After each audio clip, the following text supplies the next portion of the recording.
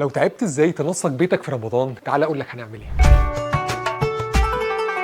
في رمضان مفيش بيت ما بيخلاش من التجمعات العائليه وعزومات الاصحاب، فخلي بالك من النقط دي. السجاد من الحاجات الخفيه اللي بتغير الشكل خالص، بدايه من تصميمها، الوانها، الملمس بتاعها. واختياري هنا لسجاده من النساجون الشرقيون لانهم خبره اكتر من 45 سنه في مجال السجاد. وانا اخترت السجاده ديت عامله كونتراست مع الانتريه اللي موجود، بالذات الشراشيب اللي موجوده محسسانا بالدفء مع الاجواء الرمضانيه اللي احنا عاملينها. الاجواء الرمضانيه ممكن نبسطها مع بعض في حاجات ديتيلز صغيره جدا، حاجه زي مفرش ممكن نحطها على الترابيزه، ممكن نعمل تابلو فيه ايه قرانيه، اضاءات الخافته الصغيره اللي موجوده مثلا معايا في فانوس، موجوده في حاجات شمعدانات صغيره، في قطعه اباجوره صغيره في الارض او لمبادير، او العنصر الخفي اللي اتقولنا عليه اللي هو عنصر السجاده. لان العنصر السجاده احنا بنقعد نتسحر، ممكن نقعد على السجاده، حاجه من العناصر الاساسيه اللي بتكمل معايا الدفء والراحه النفسيه في الاجواء الرمضانيه. قولوا لي بقى عملتوا ايه عشان تستعدوا لاجواء رمضان، وكل سنه وانتم طيبين.